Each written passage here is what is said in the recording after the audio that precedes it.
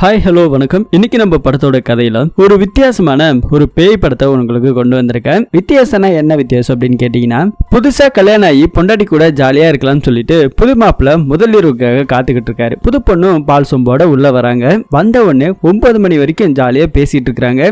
முக்கியமான வேலையை பார்க்கலான்னு போகும்போது மணி அடிக்க கரெக்டா ஒரு சீரியல் ஒண்ணு நடக்குது. சோ அந்த சீரியலை பார்க்க உட்காந்துறாங்க. பொண்டாட்டி பாக்குறதுனா சாதாரணமா கிடையாது.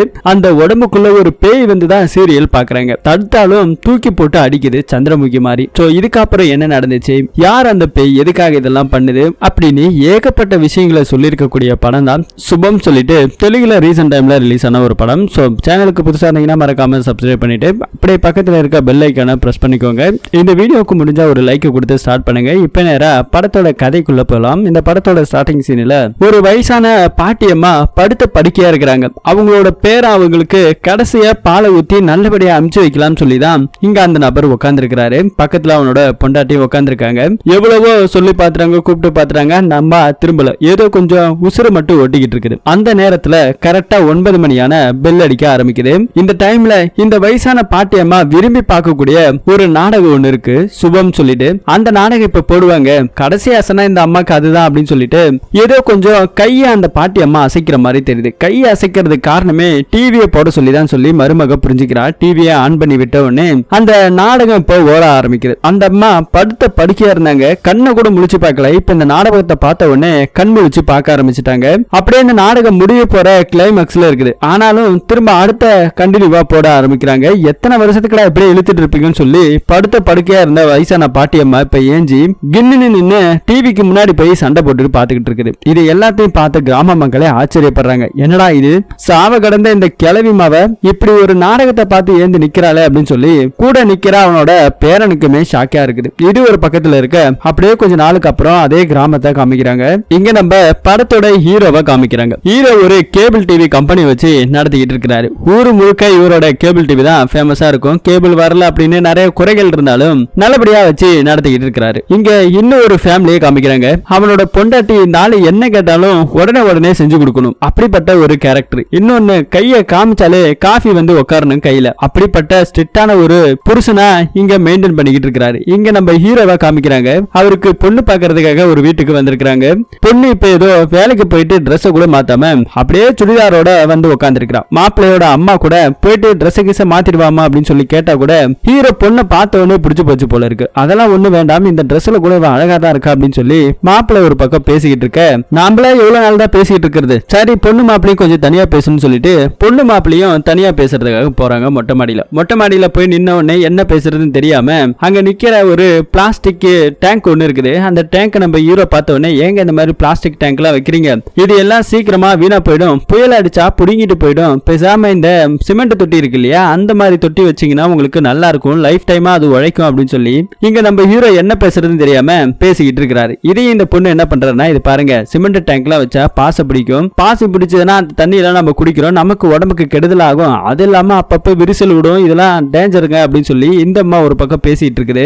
அதுவும் இல்லாம இப்ப அடிக்கிற புயல் எல்லாம் எங்க டேங்க் எல்லாம் பறக்குது, இது வரைக்கும் ஏதாவது பறந்து நீங்க பாத்திருக்கீங்களா, அதுவும் இல்லாம பிளாஸ்டிக் டேங்க்னா ரொம்ப நாள் உழைக்கும், அதுல எதுவுமே பிரச்சனை வராது அப்படின்னு இவங்க இந்த டேங்கை பத்தியே பேசிட்டு இருக்காங்க. அதுலயே கொஞ்சம் நேரம் போயிடுது. கீழே இருக்கிறவங்க எவ்வளவு நேரம் தான் மாப்பிள்ளை பொண்ணு தனியா பேசிட்டு இருப்பாங்க, கூப்பிடுமா குரலன்னு சொல்லி இந்த பொண்ணை கூப்பிடுறாங்க. அதுக்கப்புறம் நம்ம ஹீரோ என்ன சொல்றாருன்னா, நாம இந்த டேங்கை பத்தி பேசுனதுல நம்மளை பத்தி எதுவுமே பேசல, நான் ஒரு கேபிள் டிவி ஆபரேட்டர், நல்லபடியா தான் போயிட்டு இருக்கு பிசினஸ்லாம், ஒன்னும் பிரச்சனை இல்லை, நீங்களும் கல்யாணத்துக்கு அப்புறம் கூட வேலைக்கு போவாங்க, உங்களுக்கு பிடிச்ச மாதிரி நீங்க இருங்கன்னு சொல்லி இந்த நபர் பேசிட்டு இருக்கு. எனக்கு ஒரு 4-5 லட்சம் ரூபாய் கடன் மட்டும் தான் இருக்குன்னு சொல்லி அதையும் சேர்த்து போட்டு உடைக்கிறாரு.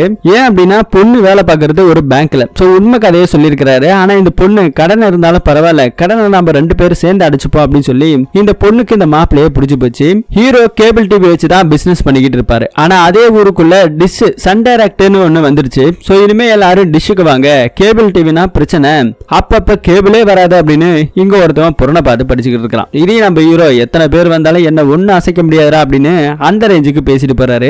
இங்க நம்ம ஹீரோ அவனோட ஃப்ரெண்ட்ஸ் எல்லாருமே உட்கார்ந்து இருக்காங்க. ஹீரோ கல்யாணம் பண்ணிக்க போறாரு இல்லையா, அதனால ரொம்ப ஹாப்பியா இருக்கிறாரு. ஆனா கல்யாணம் பண்ணதுக்கு அப்புறம் பொண்டாட்டி கிட்ட கொஞ்சம் கெத்த மெயின்டைன் பண்ணணும், கெத்த விடக்கூடாது அப்படின்னு சொல்லி இங்க இருக்கிற ஃப்ரெண்டுக்காரங்க எல்லாம் சொல்றான். நானும் என் பொண்டாட்டி எப்படி தெரியுமா மிரட்டி பயப்பட வச்சிருக்கிறேன், கையை நீட்டினா போதும் காஃபி வந்துடும், இவன் பொண்டாட்டி எல்லாம் எப்படி கப்பான்னு கேளா அப்படின்னு சொல்லி கேட்டா, காஃபி வேணும்னா காஃபி வேணும் தான் கேட்பானா. ஆனா இவன் கையை காட்டினாலே வரும், அந்த மாதிரி நீ நடந்துக்கணும் அப்படின்னு சொல்லி ஃப்ரெண்டுங்களா அட்வைஸ் கொடுத்து இப்ப நம்ம ஹீரோக்கு நல்லபடியா கல்யாணமும் நடந்து முடியுது. கல்யாணம் முடிஞ்ச கையோட முதல் ராத்திரிக்கு ரெடியா இருக்கிறாரு மாப்பிள்ள ரூமுக்குள்ள. இப்ப அந்த பொண்ணு பால் சொம்போட எடுத்துக்கிட்டு ரூமுக்குள்ள போகுது. உட்கார்ந்து இருக்கிறாங்க ரெண்டு பேரும். அப்ப அந்த பொண்ணு கிட்ட, எங்க அம்மா நீ வரும்போது ஏதோ ஒண்ணு சொல்லி அனுப்புனாங்களே உன் காதுல, அது என்ன சொல்லி அனுப்புனாங்க கொஞ்சம் சொல்லான்னு சொல்லி இந்த பொண்ணு கிட்ட நம்ம ஹீரோ கேக்குறாரு. அது ஒண்ணு இல்லைங்க, என் பையனுக்கு எதுவுமே தெரியாதுமா, நீ கொஞ்சம் பார்த்து பக்குவமா எதுவா இருந்தாலும் சொல்லிக்க புரிஞ்சுக்கோ அப்படின்னு சொல்லி அனுப்புனாங்கன்னு சொல்லி இந்த கதையை இவங்க பேசிக்கிட்டு இருக்காங்க.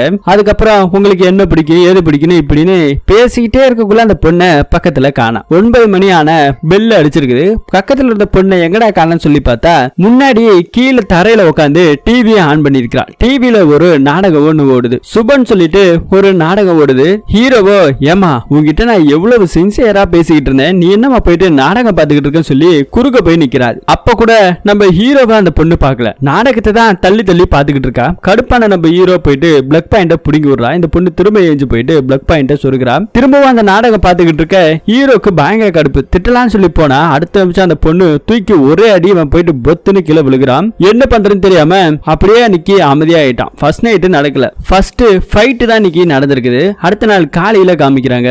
தோசை எல்லாம் சாப்பிட்டு இருக்காரு நம்ம ஹீரோ. நேத்து நைட்டு எதுவுமே தெரியாத மாதிரி இங்க உட்கார்ந்து இருக்கிறான். பொண்டாட்டிக்காரியோ மாமியார் கிட்ட தோசை கேட்டுக்கிட்டு இருக்கிறா. ஒரு வேலை கூட பொண்டாட்டி பார்க்க மாட்டா, நீ அவளுக்கு ஏத்த மாதிரி ஜாலரை தட்டிக்கிட்டு இருக்கேடா அப்படின்னு சொல்லி அம்மாக்காரங்க திட்டிட்டு இருக்காங்க. போன போதுன்னு அந்த பொண்ணுக்கு தோசை எல்லாம் ஊத்தி கொடுக்குறாங்க. ஏன்னா வேலைக்கு போற பொண்ணு இல்லையா, டைமுக்கு போகணும் அப்படிங்கிறதுக்காக மாமியாக்காரி கொஞ்சம் அனுசரிச்சு போறாங்க. வேலைக்கு போகும்போது கூட நம்ம ஹீரோ நேத்து நடந்ததை பத்தி எதுவுமே பேசல, அமைதியா போயிட்டு இருக்கான். ஹீரோவோட கேபிள் டிவி ஆபீஸ பொண்டாட்டி கிட்ட காமிக்கிறான். ஆனா அது பக்கத்துல ஒரு போர்டு ஒண்ணு போட்டு அந்த போர்டுல ஏதோ ஒரு அம்புக்குறி மாட்டி போட்டு ஹீரோவோட ஆபீஸ கேவலப்படுத்துற மாதிரியே அந்த டிஷ் கடைக்காரன் பக்கத்துல ஆபீஸ திறந்து இந்த மாதிரி ஏடா கூடமா சண்டைக்கு வர மாதிரி போட்டி போட்டு வச்சிருக்கான். இதனால அந்த இடத்துல போயிட்டு நம்ம ஹீரோ சண்டை பிடிக்கிறாரு. ஏண்டா நீ போர்டை வச்ச ரைட்டு, என் கடையை குறிப்பாத்து மார்க் பண்ற மாதிரி எதுக்கடா போர்டுல சிம்பிள் வச்சுன்னு சொல்லி கேட்டா, இது என்னோட இடம் என்னோட போர்டு, நான் எப்படி வேணாலும் கட் அவுட் அடிப்பேன்னு சொல்லி அவன் கொஞ்சம் நக்கலா பேச பொண்டாட்டிக்காரியோ பயங்கரமா அவனை பிடிச்சி ஏத்துன்னு ஏத்துறான். சண்டை போட்டுட்டு அதுக்கப்புறம் அந்த இடத்துல இருந்து வராங்க. நான் உன்னை சாதாரண பொண்ணுன்னு நினைச்சேன், ஆனா நீ இப்படி ஒரு கும்பு பொண்ணா இருப்பேன்னு நான் நினைச்சு கூட பார்க்கல அப்படின்னு சொல்லி ஹீரோ பேசிக்கிட்டு இருக்கேன். ஸ்கூல்ல கூட இந்த மாதிரி நிறைய தடவை இவ சண்டை போட்டுருக்கான். இந்த பொண்ணு நல்லா பாட்டு எல்லாம் பாடுவா. இப்படி ஒரு விஷயத்தையும் சொல்லும் போது பாட்டு பாடுவேன்னு எனக்கு தெரியவே தெரியாது, எங்க ஒரு பாட்டு பாடா அப்படின்னு சொல்லி ஹீரோவும் கேட்க, இப்ப இல்ல நைட்டுக்கா பாடுற அப்படின்னு சொல்லி இந்த பொண்ணு சொல்லி இருக்கிறா. சரி நைட்டு இன்னைக்கு கச்சேரி தான் அப்படின்னு சொல்லிட்டு மாப்பிள்ள கொஞ்சம் குஜாலாவா இருக்கிறாரு. அதே நேரத்தில் நைட் டைம்ல காமிக்கிறாங்க. அதே ரூம் அதே செட்டப் அதே மாதிரி உட்காந்து ரெண்டு பேரும் பேச ஆரம்பிக்கிறாங்க. நேத்து எனக்காக பாட்டு பாடுறேன்னு காலைல சொன்னேன் இல்லையா, அந்த பாட்டை இப்ப கொஞ்சம் பாடா நான் கேட்கிறேன் அப்படின்னு சொல்ல இந்த பொண்ணு பாடுது. ஆனா கொஞ்சம் வெக்கத்துல சிரிச்சுக்கிட்டே இருக்கான். வெக்கம் எல்லாம் படாத, நான் வேணா கண்ணை முடிக்கிறேன்னு சொல்லிட்டு கண்ணை மூட சொல்லிட்டு இங்க பாட்டு பாட ஆரம்பிக்கிறாங்க. அப்படியே அந்த பொண்ணு பாட்டு பாடிக்கிட்டு இருக்க திடீர்னு பாட்டு ஆஃப் ஆகுது. என்னமா வெக்கத்துல இருந்து சிரிச்சுக்கிட்டு இருக்கியா, பரவாயில்ல பாடுமா அப்படின்னு சொல்லி அந்த பொண்ணை பாட சொன்னா இப்ப சீரியல் பாடுற அந்த சத்தம் நம்ம ஹீரோக்கு கேக்குது. சீரியல் பாட்டு சத்தம் கேட்ட உடனே கண் முழிச்சு பாக்குறான். பொண்டாட்டிக்காரி முன்னாடி போய் நின்னுகிட்டு இருக்கிறான். ஆனாலும் பொண்டாட்டிக்காரி எக்கி எக்கி நவருன்னு சொல்லிட்டு அந்த நாடகத்தை சின்சியரா பாத்துக்கிட்டு இருக்கிறான். ஹீரோக்கு கடுப்பாச்சு. சுவிட்ச் பிளக் எல்லாத்தையும் பிடிக்க விட்டுறாரு. டிவி ஆஃப் ஆன அடுத்த நிமிஷம் அந்த பொண்ணு முன்னாடி வந்து நிக்குது. என்னடா சொல்ற, ஏன்டா டிவி ஆஃப் பண்ண, டிவி ஆன் பண்றான்னு சொல்லி ஒரு அடி தலைமையில. அடுத்த நிமிஷம் டிவி தானா ஆட்டோமேட்டிக்கா ஆன் ஆயிடுச்சு. திரும்ப உட்காந்து போய் பாக்குறான். ஏண்டி உனக்கு என்னடி ஆச்சு, இப்படி பாட்டு பாடுறன்னு கூட்டு வந்துட்டு என்ன பாடாப்படுத்திக்கிட்டு இருக்கேன்னு சொல்லி ஹீரோ சண்டை பிடிச்சாலும் பின்னாடி ஒரு கட்டில் இருந்தது இல்லையா, சந்திரமுகி படத்துல ஜோதிகா மேடம் எப்படி சும்மா ஒரே கையால தூக்கி நிறுத்துவாங்களோ அதே மாதிரி அந்த கட்டில சும்மா கையால தள்ளி விடுவா. தரன்னு போயிட்டு நம்ம ஹீரோ காலில் இடிக்கும், பொத்துன்னு கீழே விழுவாரு. அடுத்த நாள் காலையில அப்படியே நமக்கு கட் பண்ண காமிக்கிறாங்க. ஃப்ரெண்ட்ஸுக்காரங்கள்ட்ட போயிட்டு சொல்லி நம்ம ஹீரோ பயங்கரமா அழுகிறான். ஏன்டா அழுகிறன்னு சொல்லி கேட்டா நேத்து நடந்த அதே கதையை தான் கூட இருக்கிற இன்னும் ஒரு ஃப்ரெண்டுக்கார சொல்றான். என்னடா சொல்ற, உனக்கு இதே பிரச்சனையா, உன் வீட்லயே அந்த நாடகம் ஓடுதாடா அப்படின்னு சொல்லி கேட்டா, ஆமாண்டா உனக்கு என்ன நடக்குதோ அதே தாண்டா என் வீட்லயும் நடக்குது, உனக்கு அது பரவாயில்ல, ஒரு அடியோட விட்டா வீட்டுல கிடக்கிற நெல்லு மூட்டைலாம் தூக்கி நேத்து என் மேல போட்டாடா, அதுல இருந்து வெளியே வர்றதுக்குள்ள என் உயிரே போயிடுச்சு அப்படின்னு சொல்லி இவங்க ரெண்டு பேரும் பேசிக்கிட்டு இருக்க. கூட வரத்துக்கும் கொஞ்சம் திமிரா இருப்பான் இல்லையா, ஸ்ட்ரிக்டான ஒரு புருஷன். அவன் என்ன சொல்றானா, ஏன்டா அப்படி பொண்டாட்டிகளுக்கு பயந்து சாவறீங்க, என்ன மாதிரி கெத்தா இருக்கணும்டா, ஏன்னா கையை காமிச்சாலே என் கையில டிவி வந்து உட்காருண்டா, என்னடா நீங்க பொண்டாட்டிக்கிட்ட எல்லாம் நடத்துக்கிறீங்க அப்படின்னு சொல்லிட்டு இவன் கொஞ்சம் கெத்தா பேசிட்டு இருக்க. இதை பாரு தம்பி, நீ நைட் ஆனா இங்க வந்துடுற, அதனால உனக்கு எதுவும் தெரியலன்னு நினைக்கிறேன், நீ வேணா பாரு 9 மணிக்கு உன் பொண்டாட்டிக்கிட்ட போயிட்டு ரிமோட் எல்லாம் எடுத்து வச்சுக்கோ, அப்போ உனக்கு தெரியும்டான்னு சொல்லிட்டு உங்க கண்ணு முன்னாடியே இதெல்லாம் நடக்குதா இல்லையான்னு பாரு, என் பொண்டாட்டி என்ன பண்றான் பாருன்னு சொல்லிட்டு இவங்களை கூட்டிகிட்டே போயிட்டு ஜன்னல் வழியா நின்னுகிட்டு இருக்கானுங்க கூட இருக்கிற ரெண்டு ஃப்ரெண்ட்ஸுங்க. அதுல ஒருத்தவன் ஹீரோ ஃப்ரெண்டு மட்டும் உள்ள போறான். கரெக்டா பொண்டாட்டிக்காரி உங்களுக்கு தேவையானது எல்லாத்தையும் செஞ்சு செஞ்சு கொடுத்துட்டு இருக்கா. கரெக்டா 9 மணி ஆனவனே டானு போயிட்டு டிவி ஆன் பண்றா. அந்த சீரியல் ஓடுது. அதை பார்த்த உடனே அவளுக்கு ஒரு சந்தோஷம். புருஷங்காரன் எனக்கு டிவி வேணும்னு சொல்லி கேட்டா கூட அந்த பொம்பளை அப்படியே முறைச்சு பார்த்துக்கிட்டு டிவியை பார்த்துக்கிட்டு இருக்கிறான். என்னடி நான் வாட்டு பேசிக்கிட்டு இருக்கேன் டிவியை பார்க்கறேன்னு சொல்லி தடுக்க போனது கொடுமைக்கு கழுத்தை பிடிச்சி அப்படியே ஒரே தூக்கு அந்தரத்துல தூக்கி நிக்கிறா. அதுவும் ஒரு கையால. இதை பார்த்த உடனே இந்த ஆளுக்கு உச்சா வராத ஒரு குறை தாங்க. அந்த அளவுக்கு தொடர் அடிங்க ஆயிட்டான். தூக்கி போட்டு பந்து ஆடுறா, ஃபுட்பால் மாதிரி அடிக்கிறா. இது எல்லாம் பார்த்து வெளியே நின்னவனுங்க பயந்துட்டானுங்க. டிவி ரிமோட்ல இருக்க பேட்டரி வேற இவன் புடுங்குவானா, இவனோட பீஸ புடுங்கி விட்டு அடிச்சுட்டு இருக்கா பொண்டாட்டிக்காரி. வெளியே இருந்த ஃப்ரெண்ட்ஸுங்க தான் தேடி வந்து ரிமோட்டோட பேட்டரி எடுத்து போட்டு டிவியை ஒரு வழியா ஆன் பண்ணிட்டானுங்க. ஃப்ரெண்டுக்காரங்களும் உள்ள இருக்கிறத கூட இந்த பொண்ணு கவனிக்கல. நாடகத்துல அவ்வளவு சின்சியரா பாத்துக்கிட்டு இருக்கா. இப்ப அடி வாங்கிட்டு எல்லாருமே பீச்ல சிரிச்சுட்டு இருக்காங்க. நாங்களாச்சும் பரவாயில்லடா, உனக்கு கேவலமான அடிலாம் விழுந்திருக்குறா அப்படின்னு சொல்லி இப்ப இதுக்கு என்னதான் சொல்யூஷன் சொல்லி கேட்டா, பாப்போம் ஏதாவது பண்ணிதான் ஆகணும் அப்படின்னு சொல்லிட்டு நம்ம ஹீரோ அங்க பேசிட்டு திரும்ப வீட்டுக்கு வராரு. நேத்து ஒரே சத்தமா இருந்தது, ரூம்ல என்னடா பண்ணிட்டு இருந்தீங்கன்னு சொல்லி ஹீரோவோட அப்பாக்காரரு கேக்குறாரு. அதே இடத்துல பக்கத்துல இருந்த ஹீரோவோட அம்மா இருக்காங்களே, எங்க சின்னஞ்சிருச்சுங்கன்னா நைட் அப்படிதான் இருப்பாங்க, இதெல்லாம் போய் கேட்டுட்டு இருப்பீங்க, சே உங்களுக்கு அசிங்கமா இல்லையான்னு சொல்லி அம்மாக்காரங்க புருஷங்காரனை திட்டிட்டு போறா. நம்ம ஹீரோக்கு தான் தெரியும் நேத்து என்ன நடந்துச்சுன்னு. இதெல்லாம் ஒரு பக்கம் அப்படியே போயிட்டு இருக்கு. திரும்ப பொண்டாட்டிக்காரி இருக்கா இல்லையா, அவளுக்கு எதுவுமே தெரியாத மாதிரி ரொம்ப அமைதியா பவ்யமா போயிட்டு இருக்கா. முன்னாடி எல்லாம் வீட்டுல இருக்கிற பொண்டாட்டிங்க கிட்ட ஏதாவது வேணும்னா கொஞ்சம் திமிரா கேட்பானுங்க. ஆனா இப்ப பொண்டாட்டி அடிச்ச அடியில ஒவ்வொருத்தனும் பயந்து போய் பொண்டாட்டி எதுவுமே பேசாம இருந்தாலே சந்தோஷம் அப்படின்னு சொல்லிட்டு அவன் நைட் ஷிப்ட் வேணும் அப்படின்னு சொல்லிட்டு ஒவ்வொருத்தனும் ஒவ்வொரு இடமா ஓடிடுறானுங்க. 9 மணி ஆனா இப்படி தெருவுக்கு வந்திருக்கிற நம்ம ஹீரோவோட ஃப்ரெண்டுன்னு வந்து பார்த்தாதான் தெரியுது இந்த பிரச்சனை இவனுங்களுக்கு மட்டும் கிடையாது. இந்த ஊர்ல இருக்கிற எல்லா ஆம்பளைங்க வீட்லயுமே இதே பிரச்சனை தான். ஒவ்வொருத்தரும் இந்த மாதிரி ரோட்ல வந்து குளிர் காஞ்சிக்கிட்டும் பெட்ஷீட் எடுத்து போட்டு ரோட்ல படுத்துக்கிட்டு இருக்கிறானுங்க.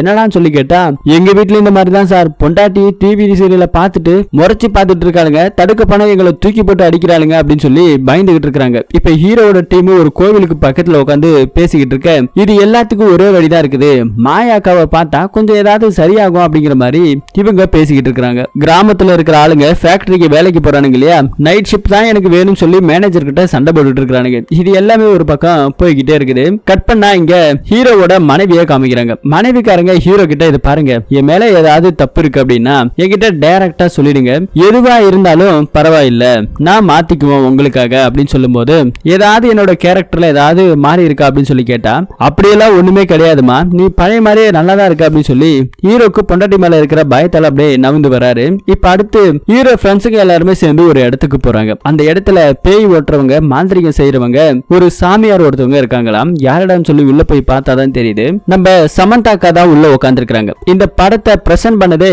இந்த அக்கா தான். இப்ப உள்ள மாந்திரிக கெட்டப்ல உட்காந்துருக்காங்க இல்லையா, நடந்த கதை எல்லாத்தையும் சொல்றதுக்கு முன்னாடியே ஆத்மான்னு சொன்னா தமிழ் பாத்தியார் மாதிரி ஆத்மாவை பத்தி ஒரு 10 நிமிஷம் பாடம் எடுப்பாங்க போல. இது நம்ம ஹீரோக்களுக்கு புரியல. என்ன பிரச்சனைன்னு சொல்ல வரதுக்குள்ள அதையும் இந்த அம்மாவே கண்டுபிடிச்சிடுறாங்க. உங்களுக்கு டிவி தானே பிரச்சனை அப்படின்னு சொன்னவனே, ஆமா வீட்டுல இருக்கிற பொண்ணுங்களாலதான் பிரச்சனை அப்படின்னு சொல்லி நடந்த கதை எல்லாத்தையும் இவங்களே கரெக்டா சொல்ல ஆரம்பிக்கிறாங்க. இதுக்கு என்னதான் வழின்னு சொல்லி கேட்டா, ஒரு மருந்து ஒண்ணு இருக்கு, அந்த மருந்து கிட்டத்தட்ட 10,000 ரூபாய் ஆகும். அந்த மருந்தோட உங்க வீட்டுல இருக்கிற மனைவியோட முடிய வெட்டி அதுல போட்டு கலக்கி வச்சீங்கன்னா பிரச்சனை முடிஞ்சது அப்படின்னு சொல்ல, இவனுங்கள்ட்ட காசு இல்லாம இருக்கானுங்க. இல்லனா இது பிரச்சனை பெருசாகும், உங்கள ஒவ்வொருத்தனும் சாக வேண்டியதான் சொல்லி மிரட்டினதுல வேற வழி இல்லாம உசுருக்கு ஆசைப்பட்டு அந்த மருந்தையும் காசு கொடுத்து வாங்கிடுறானுங்க.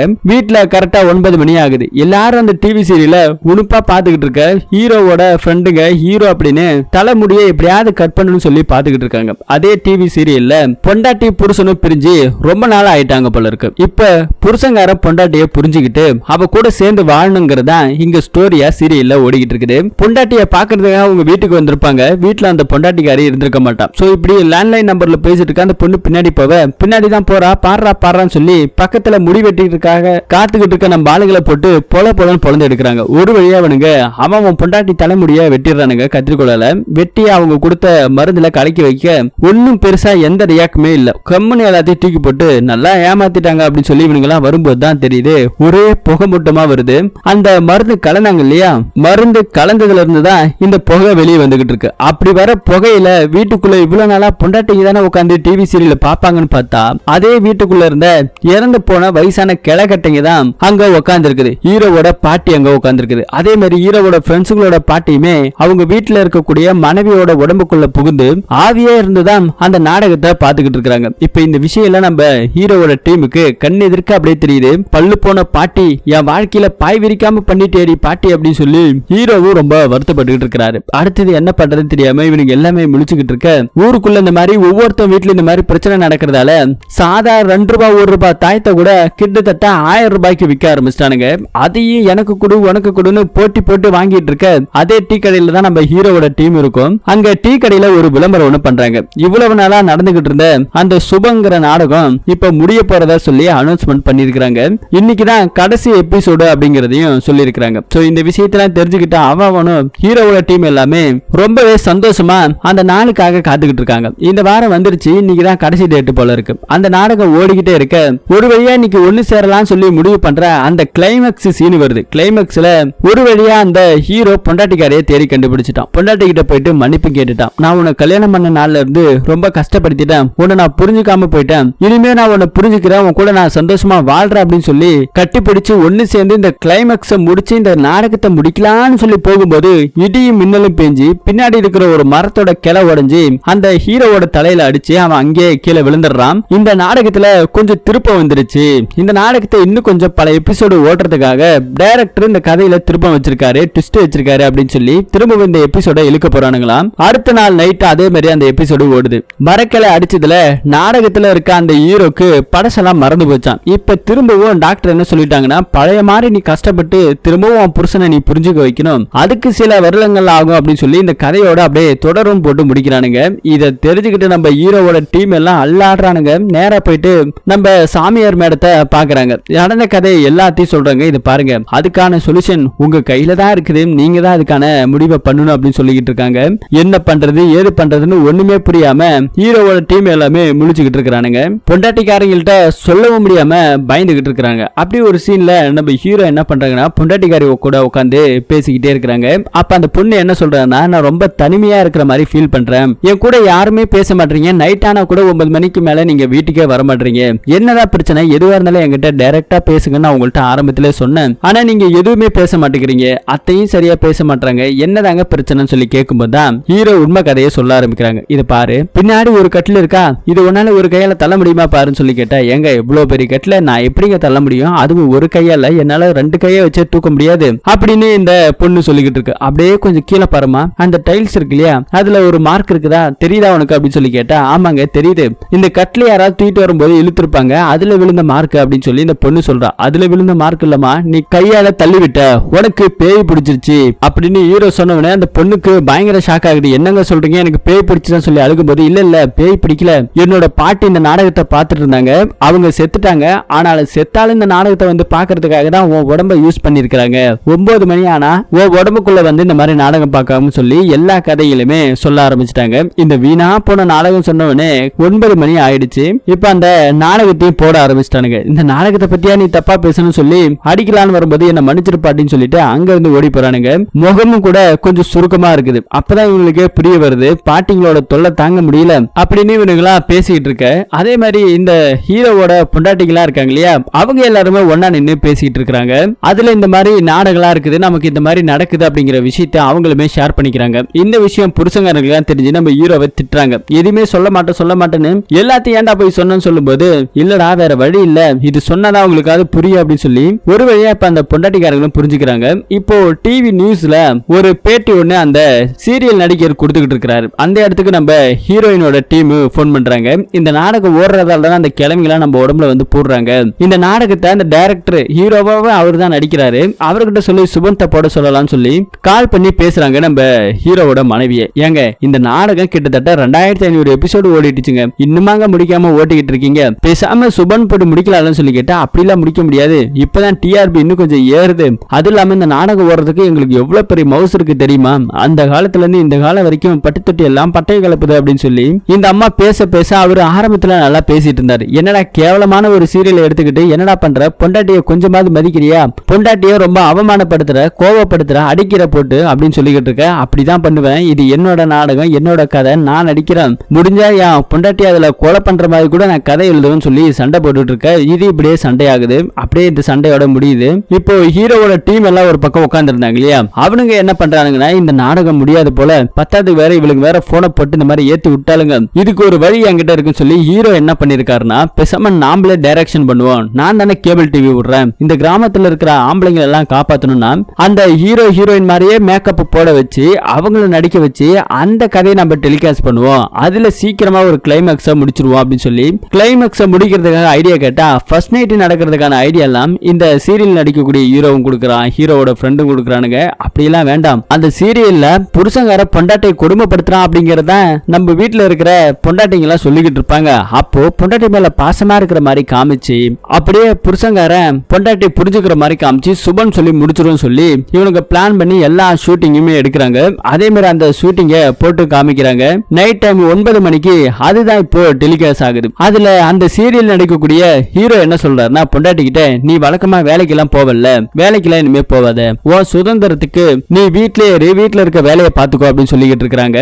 இது பார்த்த பொண்டாட்டிங்களுக்கு பேயா தானே உட்கார்ந்து இருக்காங்க 9 மணிக்கு, பயங்கரமான கடுப்பாகுது. இது எனக்கு பிடிக்கவே இல்ல, இந்த சீரியல்ல இவன் இப்படி சொல்லி இருக்க கூடாது, ஒரு 5 ரூபாய் சோப்புக்கு கூட இவன் கையை நான் எதிர்பார்க்கணும், அப்படி ஒரு நிலைமை எங்களுக்கு வந்துடக்கூடாது, நாங்க வேலைக்கு போகணும், அதுதான் சுதந்திரம் அப்படின்னு சொல்லி இங்க பேயா உட்கார்ந்து இருக்கிற கிழவிகளும் சொல்லிக்கிட்டு இருக்குது. மனைவிக்காரங்க இது பிடிக்கல சண்டைக்கு வராங்க. சோ இந்த கதையுமே அவுட் ஆயிடுச்சு இல்லையா. இப்ப நெக்ஸ்ட் என்ன பண்ணலாம் சொல்லி பிளான் பண்ணி ஒரு பக்காவான ஒரு டெலிகாஸ்ட ஷூட் பண்ண ஆரம்பிக்கிறாங்க. ஷூட் பண்ணது 9 மணிக்கு போடணும். இப்ப வீட்டுல இருக்கிற நம்ம ஹீரோவோட அம்மா அப்பா எல்லாத்துக்குமே தெரிஞ்சிருச்சு இந்த மாதிரி 9 மணிக்கு நாடகம் பார்க்க வர்றது ஹீரோ அப்பா இருக்காரு இல்லையா, அவரோட அம்மா தான் அப்படின்னு சொல்லிட்டு அவருக்கு எங்க அம்மாவாடா நாடகம் பார்க்க வராங்க, எங்க அம்மா பக்கத்துலயாவது உட்காந்துக்கிறேன்னு சொல்லி மருமகளை உட்கார வச்சு பக்கத்துல உட்காந்துக்கிறாங்க. 9 மணி இன்னும் ஆகல. 9 மணி ஆச்சுன்னா உங்க அம்மா வேற மாதிரி ஆயிடுனா பார்த்து இருந்துக்க அப்படின்னு சொல்லி இவன் ஒரு பக்கம் அலன்ஸ் கொடுத்துக்கிட்டே இருக்கான். இப்போ 9 மணி ஆயிடுச்சு. ஆனா பாட்டி பொண்டாட்டியோட உடம்புக்குள்ள வந்துட்டான். ஆனா கேபிள் டிவி இப்ப வரல, ஒரே பிளர்ரா வருது.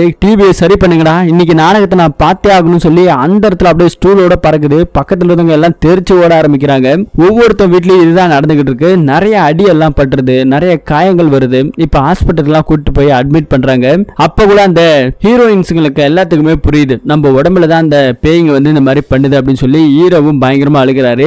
என்ன பண்றது ஏது பண்றதுன்னு தெரியாம பாட்டியோட போட்டோவெல்லாம் பார்த்துட்டு உட்கார்ந்து இருக்காங்க. இதுக்கு ஏதாவது ஒரு முட்டுக்கட்டை கட்டணும்னு சொல்லி பிளான் பண்ணி ஹீரோவோட டீம் எவ்வளவோ கிளைமேக்ஸ் எல்லாம் எழுதிட்டாங்க. ஆனா எதுவுமே செட் ஆகல. அப்ப ஹீரோவோட மனைவி கிட்ட போயிட்டு சொல்றாங்க, ஹீரோ ஃப்ரெண்ட்ஸுங்களோட மனைவி எல்லாருமே சேர்ந்து நாமளே ஒரு கதை எழுதுவோம், ஒரு பொண்ணோட மனசு ஒரு பொண்ணுக்கு தானே புரியும் அப்படின்னு சொல்லிட்டு இவங்க ஒரு கிளைமேக்ஸை ரெடி பண்ணி அதையுமே ஷூட் பண்ணி ரெடி பண்ணி வச்சிருக்காங்க. இந்த டெலிகாஸ்ட் பண்ணிட்டோம் அப்படின்னாக்கா கண்டிப்பா இதுக்கு கிளைமேக்ஸ் முடிஞ்சிடும் சொல்லி பக்காவான பிளான் எல்லாம் போட்டுட்டு இருக்காங்க. அப்படி ஒரு பிளானை போட்டுட்டு இருக்கும் போது கூட அன்னைக்கு நைட்டு 9 மணிக்கு திரும்பவும் கேபிளே வரல. என்னடா நம்ம எல்லாமே பக்காவா பிளான் பண்ணோம், என்னடா கேபிள் வரலன்னு சொல்லிட்டு ஆபீஸ் ரூமுக்கு போயிட்டு நம்ம ஹீரோ பாக்குறாரு. அங்க ஒயர் எல்லாம் கட்டாயி போய் கிடக்குது. என்னடா இது சம்பவம் அப்படின்னு சொல்லிட்டு வீட்டுல வேற அவன் பொண்டாட்டி தலைகீழ நின்னுகிட்டு அந்த இடத்துல பறந்துகிட்டு இருக்கிறான். கேபிள் ஒயர்லாம் வேற கட் பண்ணி இருக்கு இல்லையா, இதெல்லாம் எவன்டா பண்ணதுன்னு சொல்லி யோசிச்சுட்டு இருக்கும் போதுதான் ஒரு விஷயம் புரியுது. இந்த டிஷ்காரனாலே அவன் தான் கட் பண்ணி விட்டு போயிருக்கான். இப்ப அதை சரி பண்ணவும் முடியல. மேல போய் பார்த்தா இந்த ஷூட் பண்ணதுக்கான ஒரு பாக்ஸ் ஒன்னு இருக்கு. அந்த பாக்ஸுமே ஆட்டையை போட்டு போயிட்டான்டா,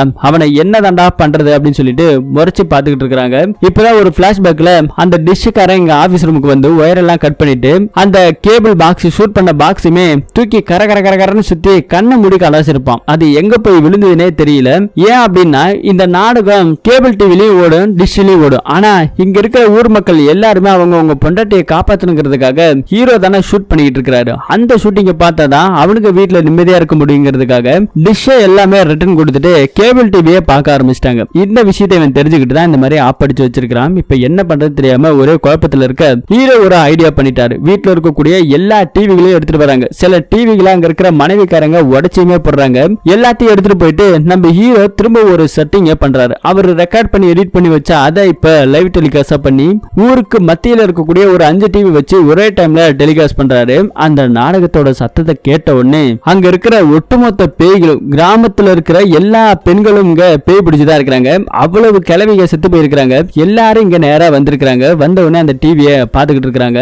இப்போ கிளைமேக்ஸ் கிட்டத்தட்ட வந்துருச்சு. முடிவுல கூட அந்த பொண்ணை அவன் புரிஞ்சுக்கிறான். அந்த நாடகத்துல இருக்க ஹீரோ, இதை பாருமா, நான் உன்னை இவ்வளவு நாளா ரொம்ப கஷ்டப்படுத்தி இருக்கிறேன், என்னோட ஹாஸ்பிட்டல் செலவு கூட நீ தான் கொடுத்திருக்கிற, எனக்கு பிளட் கொடுத்து காப்பாத்தி இருக்கிற, என்னோட தெய்வம் நீதான் அப்படின்னு சொல்லியிருக்கிறான். அது மட்டும் இல்லாம நீ வழக்கம் போல வேலைக்கு போ, உனக்கு எப்படி பிடிக்குமோ அப்படி இரு, உனக்கு நான் நான் ஒரு நல்ல கணவனா இருக்கிறேன், உன்னை நான் ரொம்ப கஷ்டப்படுத்திட்டேன், சாரின்னு சொல்லிட்டு மன்னிப்பு கேட்டு கட்டிப்பிடிக்கிறான். இந்த கிளைமேக்ஸ் சீனை பார்த்த ஒட்டுமொத்த பேய்களும் கண் கலங்கி அழுகுது. நல்ல மனுஷன், புரிஞ்சுக்கிட்டான், சந்தோஷம் அப்படின்னு சொல்லி அப்படியே கட்டிப்பிடிச்சது. இந்த நாடகத்தை சுபம் சொல்லி நம்ம ஹீரோவோட டீமும் முடிச்சிருக்கு. ஒட்டுமொத்த பேய்களுக்கு சந்தோஷம், அவங்கவுங்க ஆத்மா அப்படியே சாந்தி அடைஞ்சு போக ஆரம்பிக்குது. ஒரு வழியா இந்த கிராமம் பேயில இருந்து மீண்டும் நல்லபடியா பழைய மாதிரிக்கு வந்துருச்சு. ஹீரோவோட டீமுகளுக்கு நல்ல சந்தோஷம், இனிமே நம்மளோட வாழ்க்கையை நிம்மதியா வாழலான்னு. அடுத்தது நாள் காமிக்கிறாங்க.